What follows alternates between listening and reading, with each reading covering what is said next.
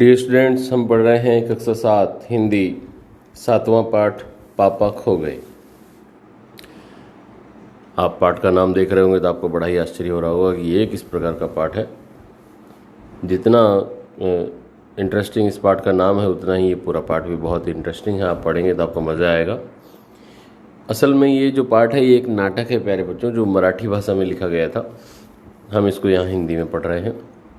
सबसे पहले इस नाटक में जो पात्र हैं उनके नाम देख लेते हैं। एक बिजली का खंभा है, एक पेड़, एक लेटर बॉक्स, कौवा, नाचने वाली लड़की और आदमी।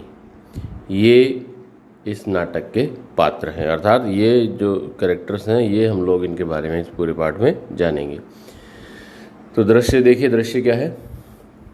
सड़क है, रात का समय है, समुद्र के सामने फुटपाथ, मतलब समुद्र के किनारे से एक सड़क गुजर रही है, वहाँ की बात है। वहीं पर एक बिजली का खंभा है, एक पेड़ है, एक लेटर बॉक्स है, दूसरी ओर धीमे प्रकाश में एक सिनेमा का पोस्टर। पोस्टर पर नाचने वाली भंगिमा में एक, भंगिमा मतलब पोजीशन में एक औरत की आकृति है। समुद्र से सनसनाती हवा का बहाव हो रहा है, अर्थात हवा तेज चल रही है। दूर कहीं कुत्तों के भौंकने की आवाज़ें आ रही हैं। तो ये दृश्य है भाई। अब देखो, ये पेड़, खंबा और ये सब जो आपस में बातें करेंगे, आप बड़ा आश्चर्य करेंगे इस बात को लेकर के, लेकिन फिर भी देखिएगा ये बातें तो कर ही रहे हैं। तो देखते हैं। खंबा जमाई रोकते हुए, जमाई मतलब उभासी जो आती है ना, बोला राम राम राम, रात बहुत हो गई। तो पेड़ बोला आजकल की रातें कैसी है, जल्दी बीतने में ही नहीं आती। जल्दी बीतने में नहीं आती मतलब जल्दी समाप्त नहीं होती। तो खंबा बोला दिन तो कैसे न कैसे हड़बड़ी में बीत जाता है। पेड़ लेकिन रात तो बड़ी बोरियत होती है, बड़े बोर हो जाते हैं। इस प्रकार से एक पेड़ और एक खंबा बातें कर रहे हैं। प्यारे बच्चों, सच में ऐसा हमने कभी देखा नहीं है, ऐसा होता नहीं है, लेकिन ये क्योंकि एक नाटक है और ऐसी कल्पना की गई है तो इसलिए इनको ऐसा बातें करते हुए दिखाया गया है। तो आप भी मज़े लीजिए पूरे पाठ के, ध्यान से सुनते हुए। तो आगे खंबा क्या बोला, तब भी बरसात की रातों से तो ये रातें कहीं अच्छी हैं यार।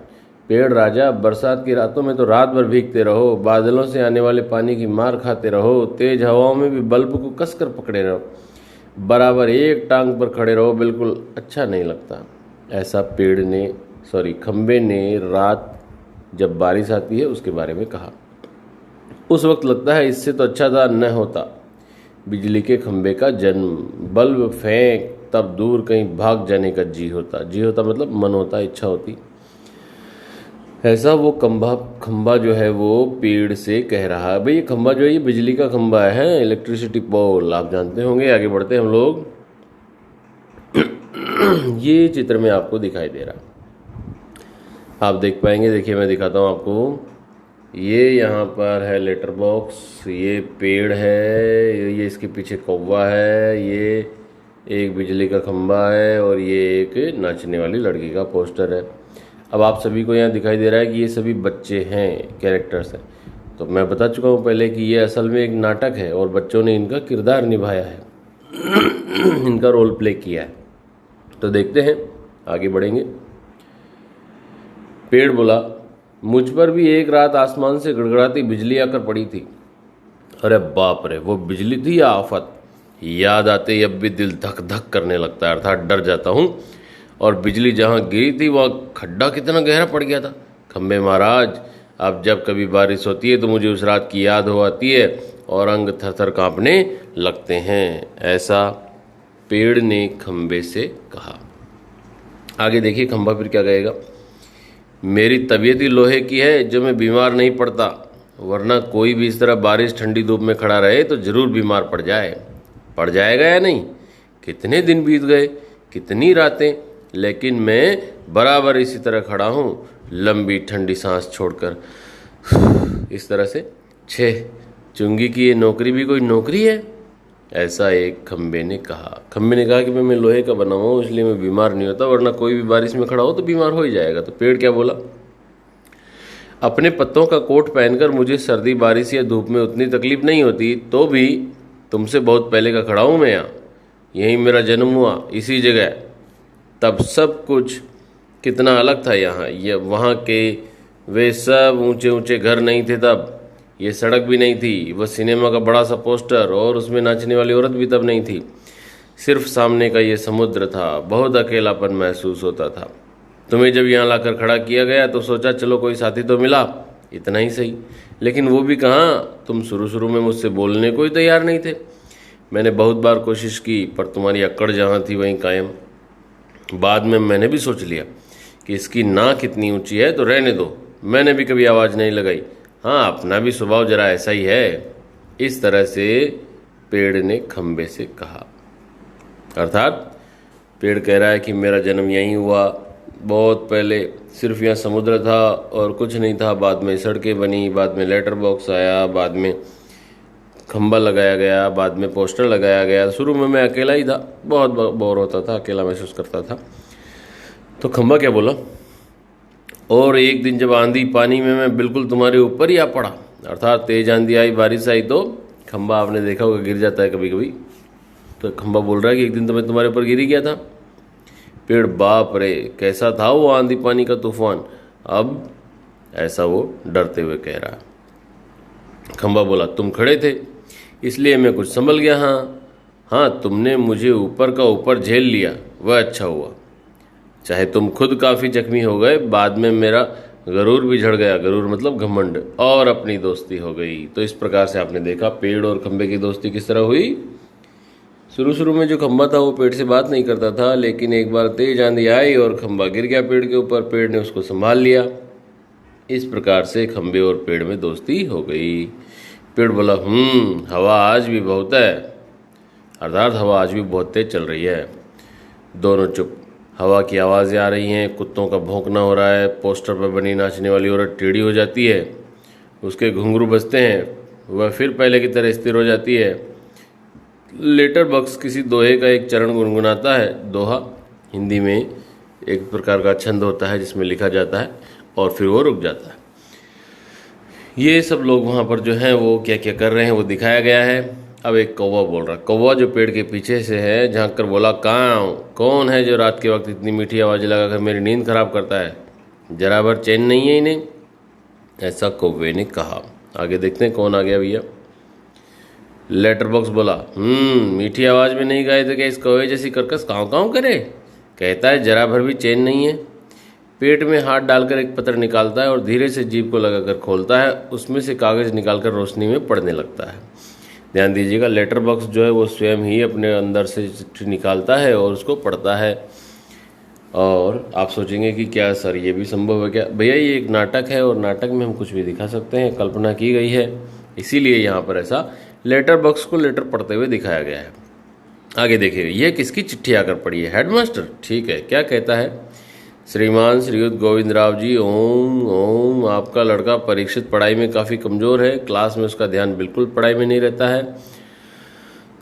इसकी बजाय उसे क्लास से गायब रहकर बंटे खेलना ज़्यादा अच्छा लगता है। बंटे ये एक प्रकार का खेल होता है भाई, जिसका आप कंचा जैसा बता सकते हैं। आगे देखिएगा, आप एक बार खुद आकर मुझसे मिलिए। ऐसा वो लेटर बॉक्स उस लेटर को पढ़ रहा है। परीक्षित के पापा हेडमास्टर से मिल भी लेंगे तो क्या हो जाएगा? ऐसा लेटर बॉक्स कह रहा है। स्कूल में बच्चे पढ़े नहीं, क्लास से गायब रहकर बंटे खेलते रहें, इसका क्या मतलब है? फीस के पैसे क्या फोकट में आते हैं? सभी पापा लोग ऑफिस में इतना काम करते हैं तब कहीं जाकर मिलते हैं पैसे। उन्हें ये बच्चे फोकट के समझे आखिर क्यों? मुझे हेडमास्टर होना चाहिए था। इस परीक्षित के होश तब मैं अच्छी तरह ठिकाने लगा था। ऐसा लेटर बॉक्स ने कहा। और बात सही भी है भाई कि पापा इतनी मेहनत से पैसा कमाएं और बच्चा पढ़ने जाने के बजाय क्लास से गायब रहे खेलने के लिए। ऐसा बोलते हुए लेटर बॉक्स पर पत्र रखकर दूसरा निकालता है और बोलता है ये किसका है? अर्थात वो दूसरा लेटर पढ़ने ही वाला है। तभी खंबा बोलता है, क्यों लाल ताऊ, आज किस किस के पत्र चोरी चोरी पढ़ रहे? देखो ये लाल ताऊ जो है ये खंबे ने लेटर बॉक्स को कहा है, क्योंकि आपने देखा होगा कहीं पर लेटर बॉक्स तो आपको पता होगा कि उसका जो रंग है वो लाल होता है। और लाल है इसलिए लाल कह दिया, और ताऊ इसलिए कह दिया क्योंकि वो पढ़ना लिखना जानता और काफ़ी पुराना है, बुजुर्गों जैसी बातें कर रहा है, बड़े लोगों जैसी बातें कर रहा है, इसीलिए उसको कह दिया गया है लाल ताऊ। तो आगे देखिएगा, अब जैसे ही खंबे ने कहा तो लेटर बॉक्स आश्चर्य से बोला, चोरी चोरी? चोरी किस लिए? सभी चिट्ठियाँ मेरे ही तो कब्जे में होती हैं, अच्छी तरह रोज़ रोज़ पढ़ता हूँ। देखिएगा, क्योंकि खंबे ने कहा था ना कि भैया चोरी चोरी किसी का पत्र पढ़ रहा है, तो लेटर बॉक्स ने कहा कि चोरी से क्यों पढ़ रहा हूँ भैया, मेरे कब्जे में है, ये सब मेरी हैं, इसलिए मैं पढ़ता हूँ इनको। पेड़ बोला, कब्जे में होने का मतलब ये तो नहीं लालताऊ कि जिन लोगों की चिट्ठियाँ फाड़ फाड़ कर पढ़ते रहो पोस्ट मास्टर को पता चल गया तो लेटर बॉक्स बोला, चलता है तो पता चले, चल जाने दो, मेरी तरह यहाँ रात दिन बैठकर दिखाए तब तो पता चले। परसों वह पोस्टमैन मेरे पेट में से चिट्ठियाँ निकाल रहा था और मुझे इतनी लंबी जमाई आई कि रोकी नहीं रुकी। जमाई लेता, जमाई मतलब उबासी। वह देखता ही रह गया, चिट्ठियों का बंडल बनाकर जल्दी जल्दी चलता बना गया। लेकिन ये लेटर बॉक्स, इसे नहीं बोरियत होती एक जगह बैठे बैठे। मैं कहता हूँ 4 चिट्ठियाँ मन बहलाने के लिए पढ़ भी ली तो क्या हो गया। अर्थात लेटर बॉक्स ने ये कहा कि मैं यहाँ दिन भर बैठा रहता हूँ, रात भर बैठा रहता हूँ, बैठे बैठे बोर हो जाता हूँ, उबासियाँ आती रहती हैं, इसीलिए मैं लेटर पढ़ लेता हूँ। और फिर उदाहरण भी दिया कि अभी कल परसों की बात देखो, जब वो पोस्टमैन चिट्ठियाँ निकालने आया तो मुझे इतनी बड़ी जमाई आई, इतनी बड़ी उबासी आई, इतना बड़ा मुंह मैंने खोला कि वो पोस्टमैन डर गया, जल्दी जल्दी से उसने चिट्ठियाँ बांधी और भागा यहाँ से। तो पेड़ बोला, लेकिन चिट्ठी जिसे लिखी गई हो लालताऊ उसे ही पढ़नी चाहिए, ये प्राइवेट होती है, प्राइवेट। प्राइवेट मतलब निजी, पर्सनल। अरे भैया जिसकी है वही पढ़े, कोई और नहीं पढ़ना चाहिए। तो लेटर बॉक्स बोला, मैं कहाँ किसी की चिट्ठी पास रख लेता हूँ, जिसकी होती है उसे मिल जाती है, किसी की गुप्त बातें मैं कब बाहर निकलने देता हूँ, वह मुझ तक ही रहती है, इसीलिए तो मुझे अपना बहुत महत्व लगता है, ऐसा लेटर बॉक्स ने कहा। तभी पेड़ ने कहा, कोई आ रहा लगता है, सब चुप हो जाओ। सब चुप हो जाते हैं। पोस्टर पर बनी नाचने वाली का संतुलन फिर से बिगड़ता है, फिर पहले की तरह स्थिर और स्तब्ध हो जाती है। तेज हवा की भनभनाहट है, मतलब तेज हवा चलने की आवाज़ आ रही है। भिखारी जैसा एक आदमी आता है, उसके कंधे पर सोई हुई एक लड़की है। अरे भाई ये आदमी जो है वो लड़की को उठा के ले जा रहा है कहीं पर। अरे ये तो बड़ी गड़बड़ हो जाएगी भैया, इसके बारे में तो हम लोग अगली क्लास में ही जानेंगे कि आखिर वो आदमी किसको उठा लाया, कहाँ ले जा रहा है, कौन सी लड़की को लेके जा रहा है भिखारी जैसा आदमी। तो आज के लिए इतना ही प्यारे बच्चों, आप लोग तैयार रहिएगा, अगली क्लास में हम जानेंगे कि वो बच्ची को कहाँ लेके जा रहा है और कौन है।